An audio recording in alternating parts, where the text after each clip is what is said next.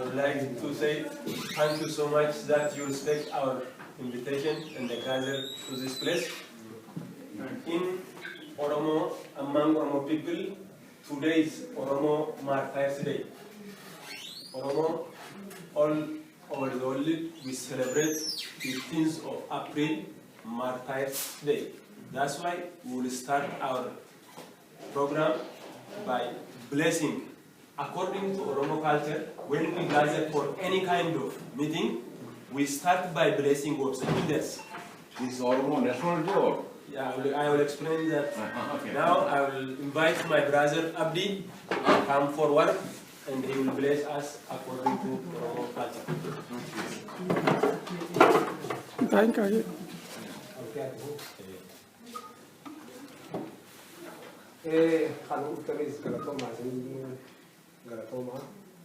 Oromoon aadaa qaba. Aadaan isaa walgahii isaa du'aayin banaa, du'aayin xumuraa, du'aayi saniin banannaa jechuudha.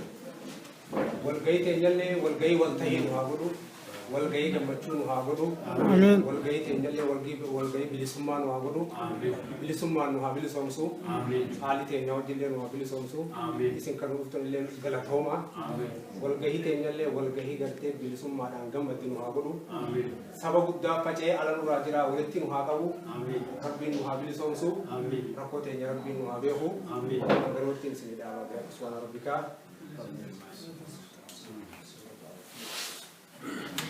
I'll candle the light for the remembrance of our heroes.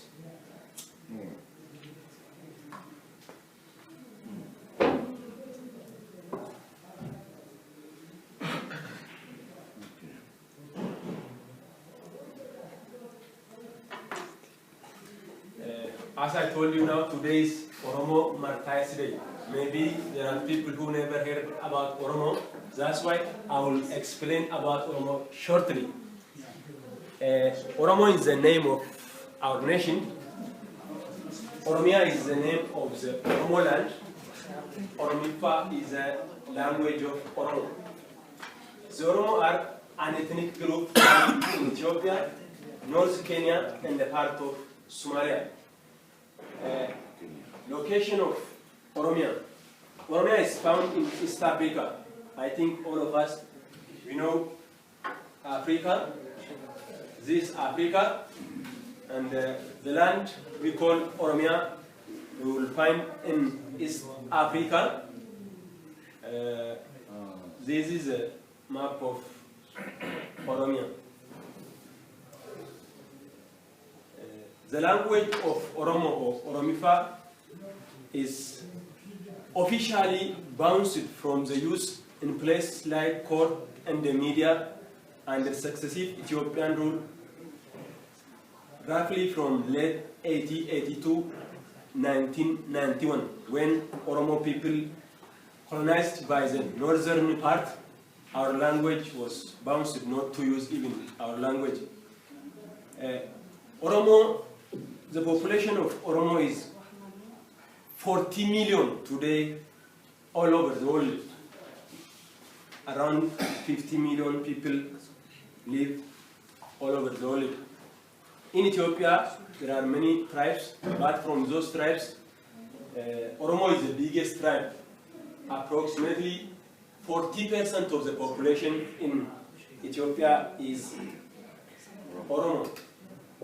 The language of Oromo is the fourth biggest language in Africa, next to Arabic, Hausa, and the Swahili. It's the fourth largest language in Africa.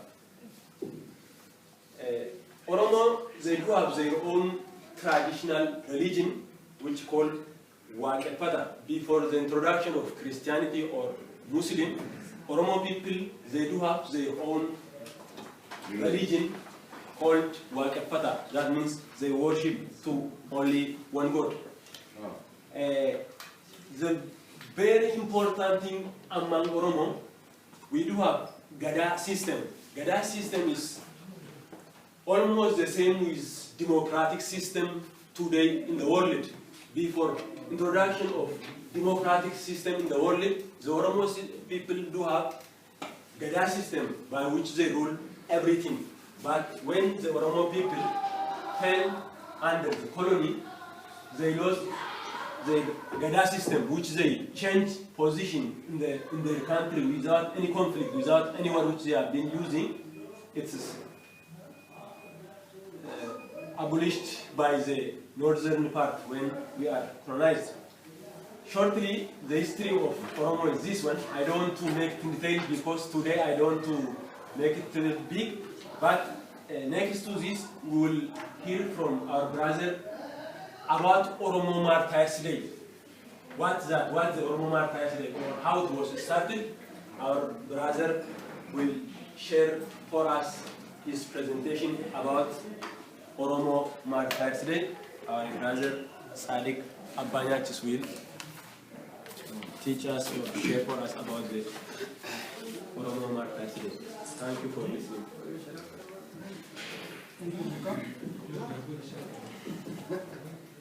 April 15, Oromo Martyrs Day, the National Memory Day.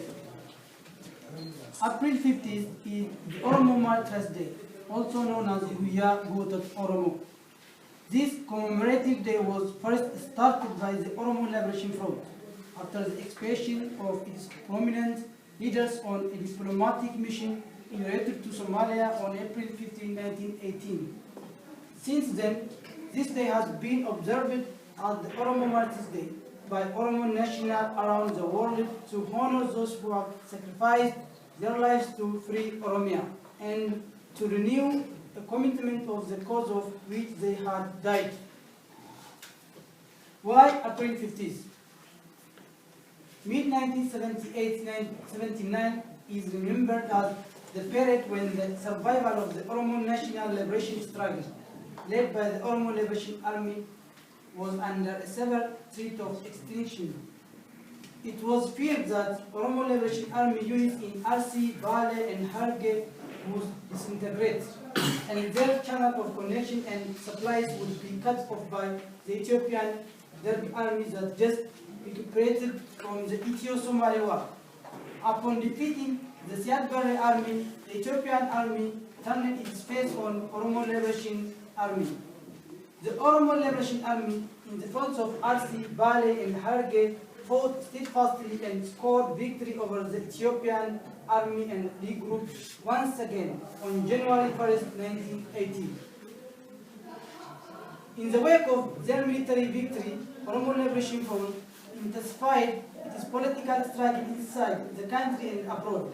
The initial political victory included the prosecution of the Siad Barre government to allow the opening of Oromo Liberation Front office in Mogadishu, Somalia in 1980, to serve as a center of consultation and deliberation between Oromo Liberation Front political and military leaders.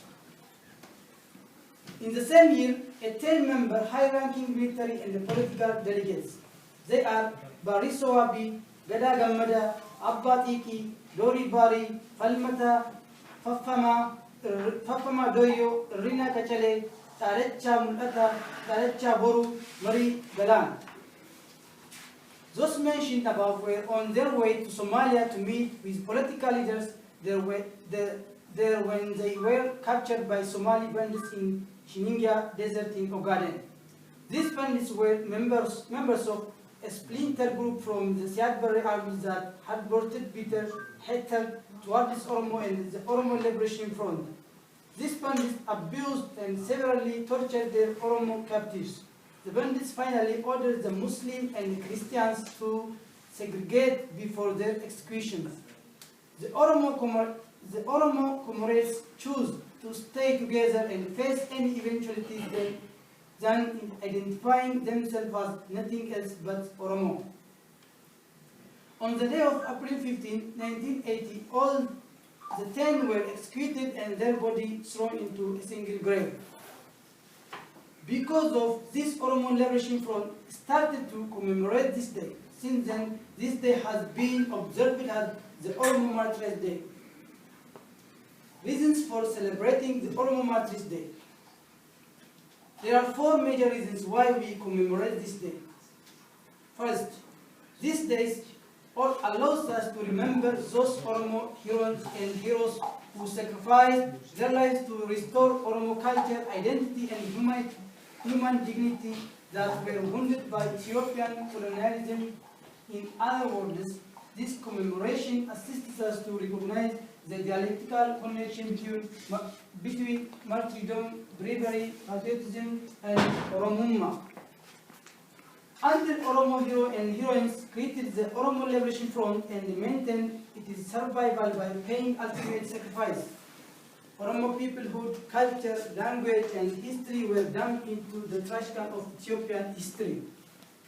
These heroes and heroines had clearly understood the significance of Oromo culture, history, language, and identity in building Oromumma, and the victorious consciousness to consolidate the Oromo national struggle for achieving Oromian statehood, sovereignty, and democracy. The second, this commemoration day reminds us that Oromo liberation requires heavy sacrifices, and those who have given their lives for our freedom are our revolutionary models. Such patriots created dignified history for our nation. The third, this day reminds us that we have historical obligation to continue the struggle that Oromo martyrs started until victory. The fourth, this celebration helps us recognize that Oromo heroes and heroines are still fighting in Oromia today. Overall, those Oromo patriots who by luck have survived and continue the difficult and complex struggle deserve recognition and respect for what they have done for their people. We must protect them from lies and propaganda of the internal and external enemies. Without the persistent efforts of our patriots, the multiple enemy of the Oromo nation would have destroyed the Oromo Liberation Front a long time ago. This does not mean that we do not criticize them when they make mistakes. It is the responsibility of Oromo nationalists to develop constructive criticism to strengthen our national movement. The Oromo leaders and the members of the Oromo Liberation Front who ignited the fire of Oromumma or Oromo nationalism, whether dead or alive, have been the foundation and the pillar of the Oromo national movement. They left their families, wives, husbands, houses, professions, and children by choosing Oromo human dignity and freedom. By making these kinds of difficult choices, they confronted suffering and death. Consequently, they opened a new historical chapter in our history and showed to us new possibilities by taking risky and courageous actions. Today, Oromo heroes and heroines are engaged in the Oromo struggle. Members of the Oromo Liberation Army, Oromo activists, students, and other activists are our contemporary heroes and heroines who are intensifying the struggle. All Oromos all over the world who demonstrate their support and sympathy for the Oromo national struggle by contributing whatever they can for these brave men and women are also engaged in patriotic and brave activities. We Oromos in exile should follow the footsteps of the fallen and surviving Oromo heroes and heroines by contributing anything we can to support the Oromo national struggle. If the fallen Oromos had paid with their lives to liberate us, how can we fail to contribute our time, money, and expertise to liberate our beloved country, Oromia? How can we sleep when our mothers, daughters, and sisters are raped in Oromia? How can we be at peace when genocide is committed on our people? Since our people live under Ethiopian political slavery, and since no country supports the Oromo struggle, we must fulfill our historical obligation by supporting the Oromo national struggle. April 15th is then chosen to be a day of remembrance for this and all other martyrs who died in any month, any seasons of the past 120 years of the Oromo anti-colonial struggle. Conclusion. Our martyrs lost their lives while dreaming and fighting for freedom, justice, democracy, and development of their people and their country. They recognize that agitating, educating, organizing and mobilizing a colonized and dehumanized nation for liberation requires courage, determination, bravery and self-sacrifice without fear of suffering and death in the hands of the enemy and their collaborators. We have moral and national responsibilities to achieve the objectives for which our heroines and heroes sacrificed their lives. The Oromo National Movement is a very dangerous project. Tens of thousands of our people have been imprisoned, tortured, raped, and received all forms of the abuse from successive Ethiopian governments in general, and that of the Meles Zenawi in particular. The Tigrayan-led government has been systematically targeting and killing all Oromo leaders and those who have potentials of leadership while promoting the most despicable element of Oromo society and the children of colonial settlers as leader of the Oromo nation. While commemorating our fallen hero and heroines, we must also remember our current ones who are engaging in the bitter struggle and those who are suffering in Ethiopian prisons. We must double our support for the Oromo Liberation Army that is engaging in implementing the missions of the fallen Oromo heroes and heroines in Oromian forests, valley, mountains, and Ethiopian garrison cities. We should sustain the spirits of our fallen heroes and heroines by taking concrete action every day. It is our national responsibility to educate, mobilize, and recruit passive or unconscious Oromo individuals to join the Oromo National Movement. Such actions must start in families by educating and training children. Husbands and wives must teach one another and their children the sense of Oromuma.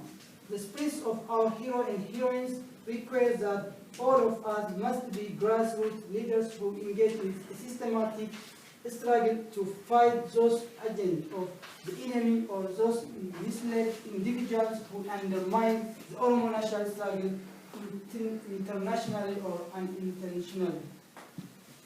All Oromo nationalists must be cadres, teachers, students, leaders, followers, fighters, financiers, ideologists, organizers, defenders, and promoters of the Oromo cause.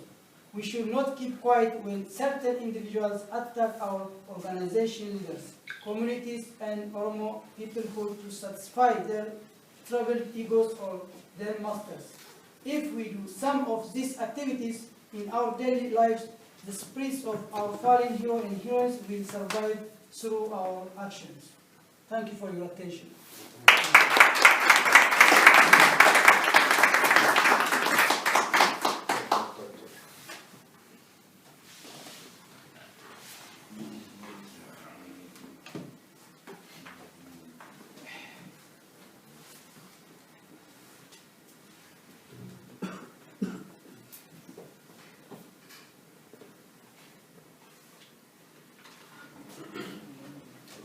I would like to say thank you so much for our brother Sadiq for his presentation. As you hear now, he explained how Martyrs Day started. Now he mentioned how it was started. Here is a picture of those who died while struggling for the independence of Oromo people. Shortly, I would like to mention the history of one person who died recently because of the struggle of Oromo people. Those who you saw the picture many years ago, in 1880s, Oromo fell in the colony. Since then, the Oromo people have been struggling. Many of them died. But now I shortly tell you the history of one person who died recently. Engineer Tasson Chamada, the latest victim of TPLF. TPLF is the Ethiopian ruling party nowadays. Tasson Chamada was born in 1976 in Harbu village, Guduru district, Eastern Wallagga in Oromia region, Ethiopia. He attended Fincha and the Shambu High School before joining Addis Ababa University School of Civil and Environment Engineering in 1997. Following his graduation in 2001, Chamada, a civil engineer, worked on various rural road maintenance projects for the Oromia road authorities. Because of repeatedly harassment and intimidation at the hands of Ethiopian security force and the road transport administration officials, Tasfaun Chamada has left his job and sought asylum in Kenya sometime early in 2005. Tasfaun, a prominent student activist, a brilliant engineer, and a promoting leader of his nation, while he was registered by UNHCR as a legal asylum seeker in Kenya, within his friend Masfin Ababe, they were picked up in a restaurant by Kenyan police on 27th of April 2007 and deported to Ethiopia. Tasfaun and Masfin disappeared in Ethiopia custody until their name appeared on a charge sheet in December 2008.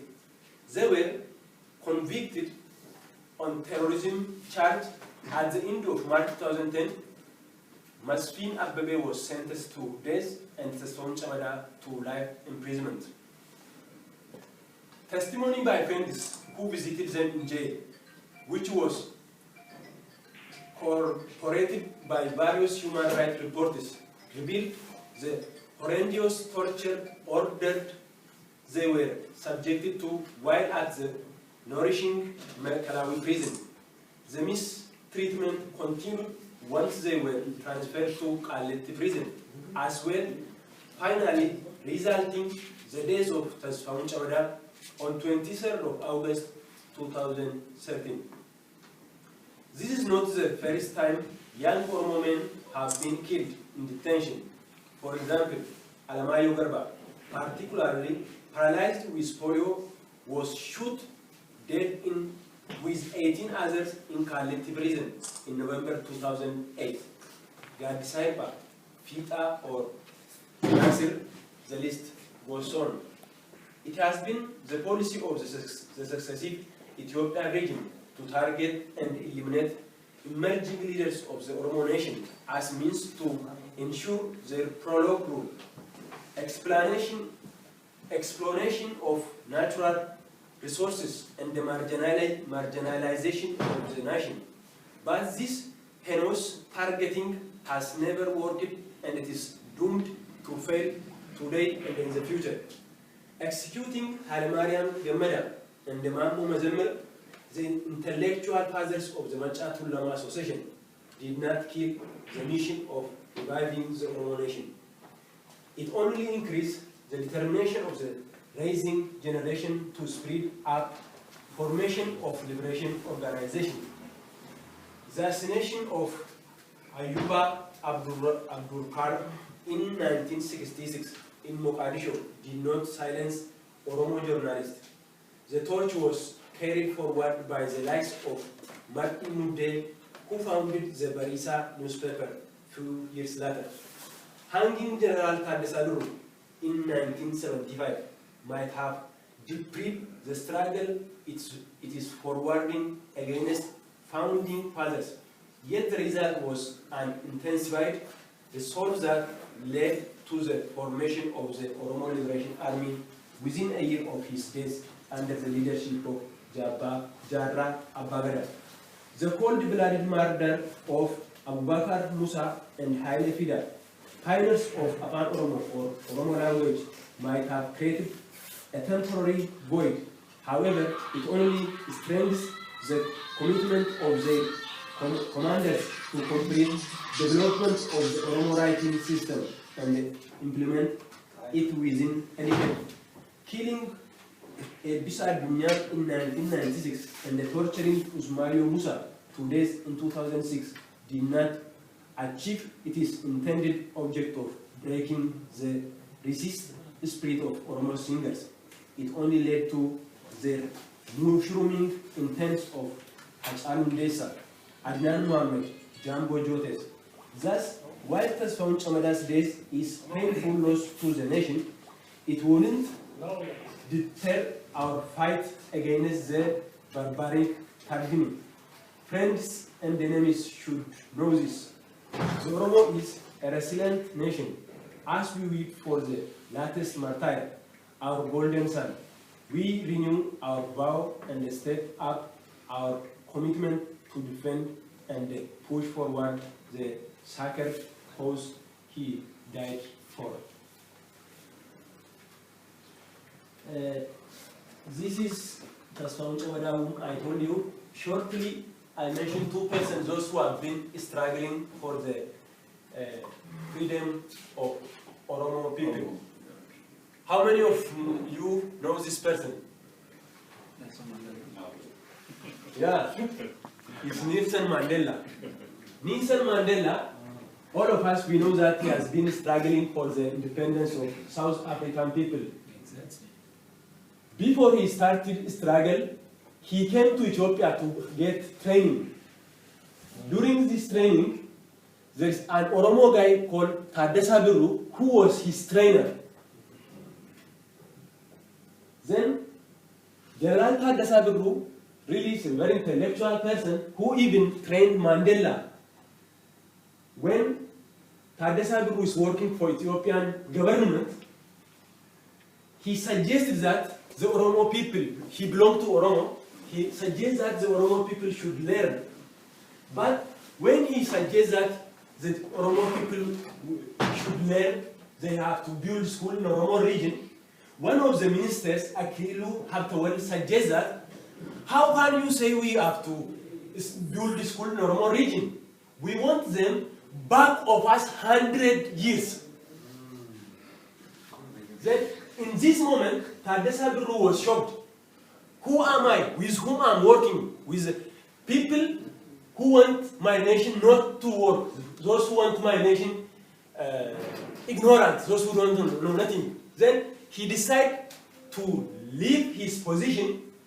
He started struggling against the Ethiopian region. And he started fighting for the independence of Oromo people. Then, while he is struggling for Oromo people, he was arrested in March 13, 1975. When they arrested him, they brought him to the court. Then they sentenced him to 10 years imprisonment. But while the court decided he has to be in prison for 10 years, at that time, the president of Ethiopia, Mengistu Haile Mariam, the ex-president of Ethiopia, now who is living in Zimbabwe, he changed the imprisonment. He decided to kill him. And in March 19, 1975, General Taddasa Birru was executed or killed by Mengistu Haile Mariam. Also, I will mention one person who is